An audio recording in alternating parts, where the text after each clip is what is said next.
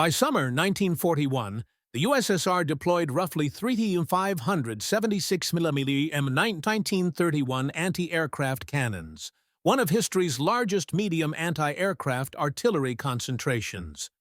These consistently manufactured weapons, produced across Soviet factories from 1931 through 1945, protected cities from Leningrad to Vladivostok, Moscow to Stalingrad.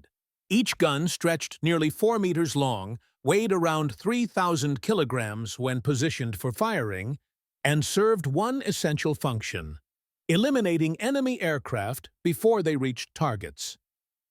With Germany's June 1941 invasion, this mission became critically urgent. Soviet military planners faced an immediate practical challenge: producing sufficient anti-aircraft guns to defend an empire spanning 11 time zones, while simultaneously prosecuting history's largest land war. The challenge represented unprecedented demands on Soviet military production.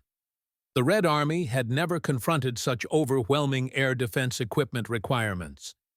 These anti-aircraft weapons, universally known as the 76mm Obrazets 1931 Goda, had consumed substantial Soviet state resources during development and manufacturing, representing years of industrial investment and technical development. They burned through ammunition at extraordinary rates, required 7-man crews, demanded constant maintenance, and occupied vital positions at industrial facilities, military installations, and urban centers nationwide. The Soviet Artillery Directorate calculated not merely production requirements, but also logistical demands for maintaining this vast defensive network.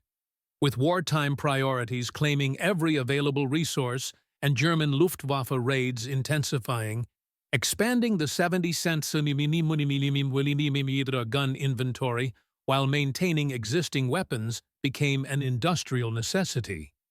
These were contemporary weapons, incorporating latest Soviet artillery design concepts with potentially decades of remaining service life. The 70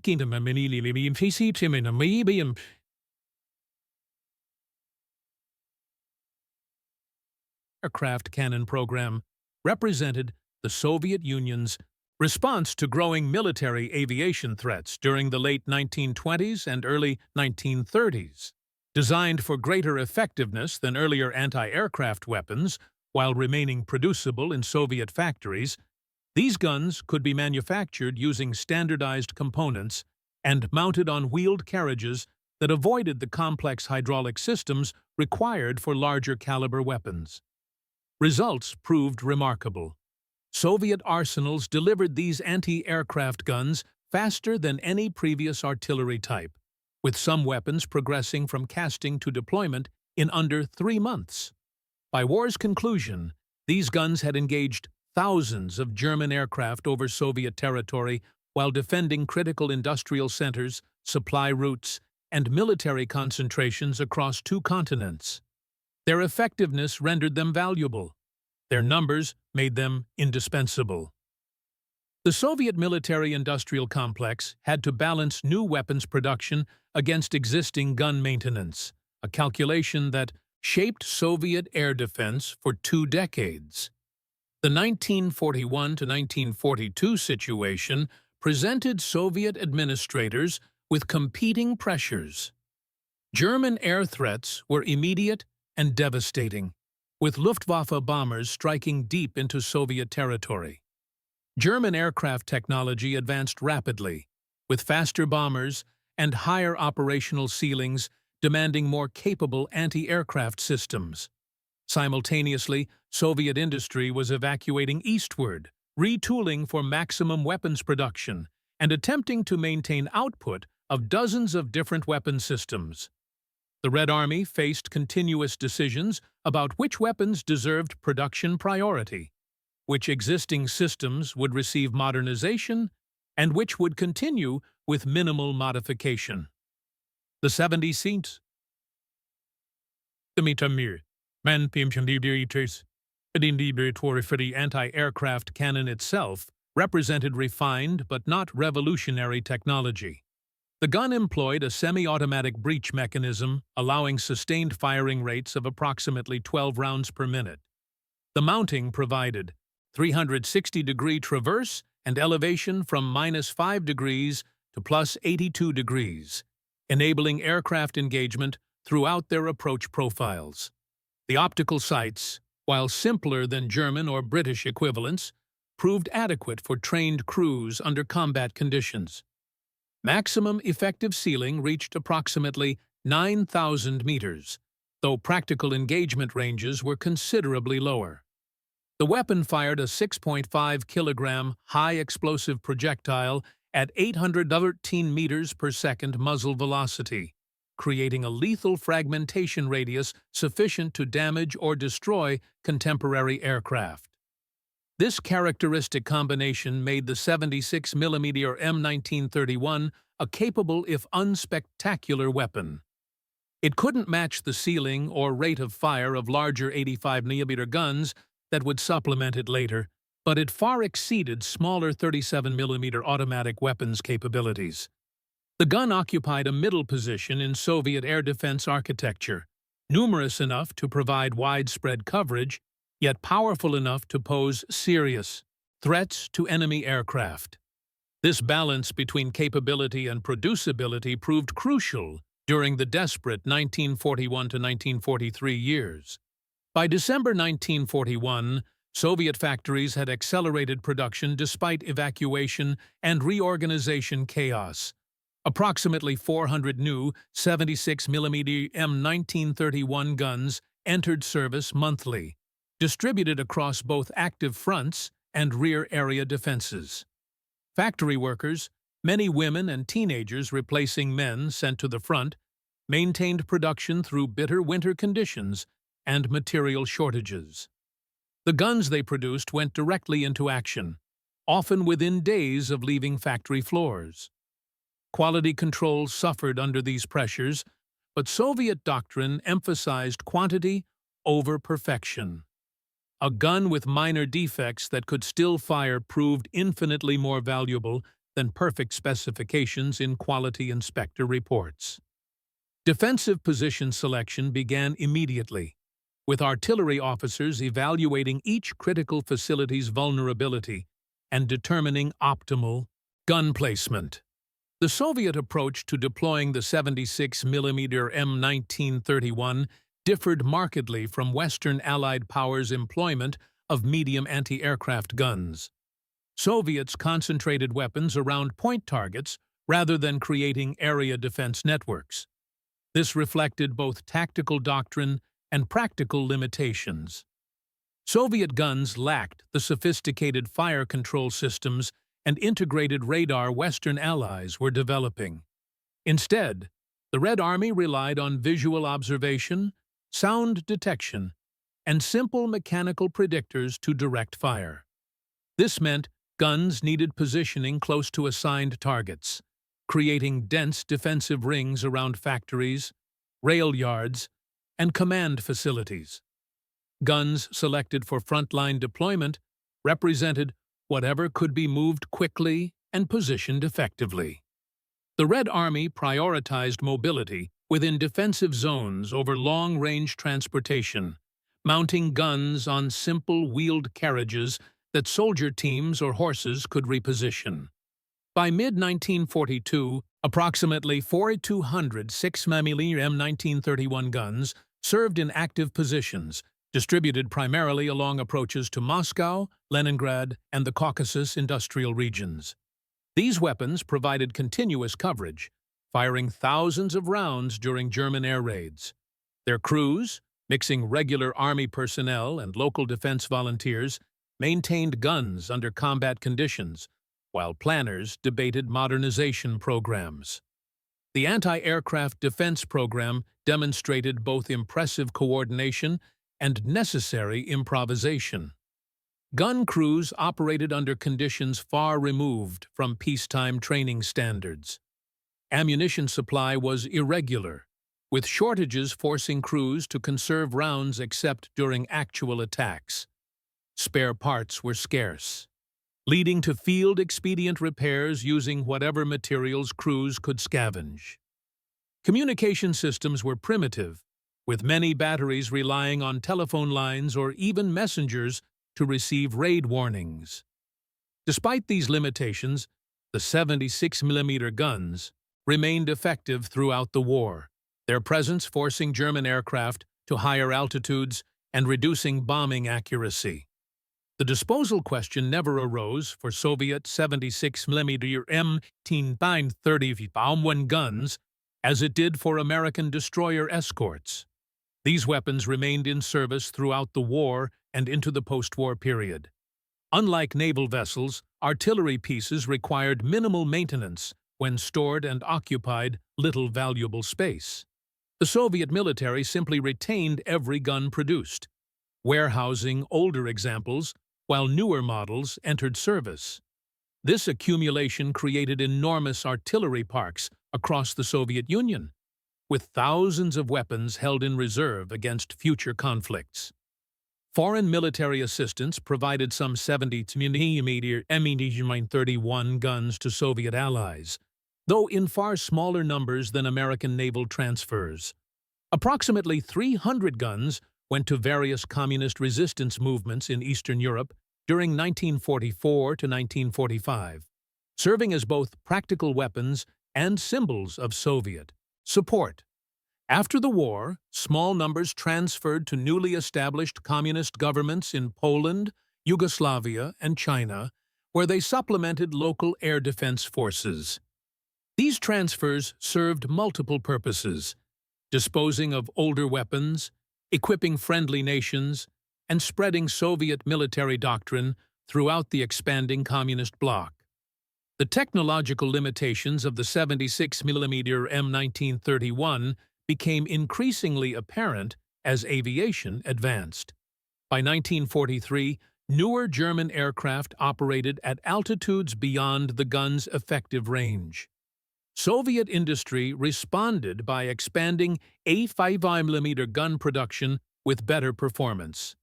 But the 76mm weapons remained in service throughout the war due to their sheer numbers and adequate capability against medium-altitude targets. The guns proved particularly effective defending ground forces from low-level attack aircraft and reconnaissance planes, missions that continued demanding medium anti-aircraft coverage. The post-war period saw continued deployment of 76mm M31 guns, despite obsolescence. The Soviet military maintained thousands in active service through the 1950s, primarily for training and point defense of secondary installations. The gun's simplicity made them ideal for militia units and reserve forces lacking sophisticated equipment. By 1960, most 76mm M1931 guns had been withdrawn from frontline units, replaced by more modern systems including early surface-to-air missiles. However, complete retirement proved unnecessary. The weapons remained stored in massive reserve depots, available for wartime mobilization or transfer to client states. Foreign service extended 76mm M1931 careers well beyond Soviet retirement. Chinese guns remained operational until the 1970s, defending against both nationalist and later Soviet air threats. North Korean weapons saw combat during the Korean War, firing at United Nations aircraft throughout the conflict. Cuban examples participated in island defense during the Bay of Pigs invasion and subsequent tensions. Vietnamese guns protected supply routes and installations during decades of conflict. These foreign deployments meant weapons designed in the late 1920s and produced in the 1930s-1940s operated into the late 20th century, defending nations far from their Leningrad and Tula manufacturing sites. Preservation of 76mm M1931 guns for museum display proved relatively common given their numbers and historical significance. Unlike destroyer escorts that nearly vanished, Hundreds of these anti-aircraft guns survive today. Museums across the former Soviet Union display examples, often positioned as they would have been during the Great Patriotic War. Western museums have acquired specimens through various channels, recognizing the weapon's importance in Soviet military history. The gun's relatively compact size and ability to display outdoors without elaborate facilities has aided preservation efforts. The technological legacy of the 76mm M1931 program influenced Soviet artillery design for decades. Production techniques pioneered for this weapon informed post-war manufacturing practices. The mounting design, with its combination of traverse, elevation, and stability, established parameters that influenced later anti-aircraft systems. More significantly, operational experience gained by tens of thousands of Soviet soldiers serving these guns created institutional knowledge that proved invaluable as the Red Army modernized its air defenses. The Soviet 76mm M1931 story reveals the enduring nature of well-designed artillery. In 1931, these weapons represented modern anti-aircraft capability. In 1941, they formed the backbone of Soviet air defense. By 1960, they had transitioned to reserve and training roles. By 1990, most had been scrapped or sold, yet hundreds survive in museums and some remain in obscure storage facilities. These weapons' longevity reflects artillery's slower technological evolution compared to aircraft and missiles. Today, the 76mm M1931 experiences unexpected digital resurrection. The weapon has become popular among 3D printing enthusiasts and scale modelers, with detailed digital models available for printing. These STL files allow hobbyists to create accurate replicas for tabletop wargaming, particularly games set during World War II or alternative history scenarios. Digital models capture the gun's distinctive profile, its cruciform base, the shield protecting the crew, and the long barrel angled skyward. Printed in resin or plastic, these models serve new purposes their original designers never imagined. The availability of 70mm models through platforms like Etsy demonstrates how historical weapons persist in cultural memory even after originals have been scrapped. Digital files require no maintenance, occupy no physical space, and can be reproduced infinitely without resource consumption. A weapon system once requiring thousands of tons of steel and months of factory labor now exists as mathematical coordinates, ready to materialize in miniature whenever someone downloads the file and initiates a print cycle. This digital preservation serves purposes beyond simple nostalgia. For historians and researchers, accurate 3D models provide reference materials for studying Soviet artillery design. For educators, printable models offer tangible teaching aids when discussing World War II air defense. For game players, these models enable historically accurate scenarios, allowing recreation of battles where these guns defended Soviet cities against German air raids. The 76mm M1931 thus achieves immortality unavailable to destroyer escorts. It exists both as physical museum specimens and as endlessly reproducible digital artifacts.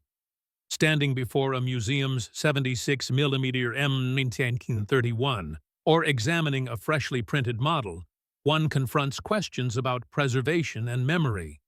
Why do these guns survive in numbers while destroyer escorts vanished?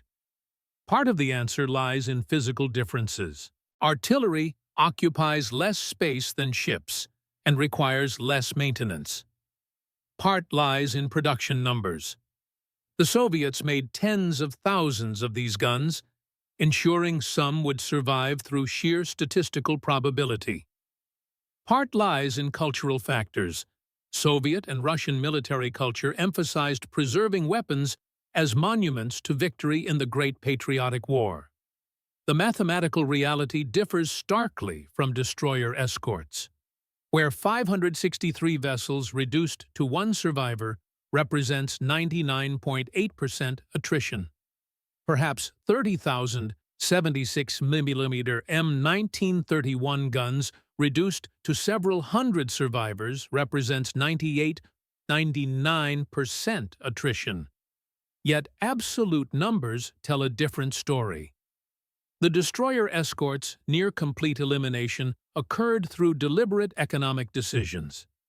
The 70cm gun's gradual disappearance occurred through routine obsolescence and scrap metal recycling. But sufficient examples remained to ensure preservation.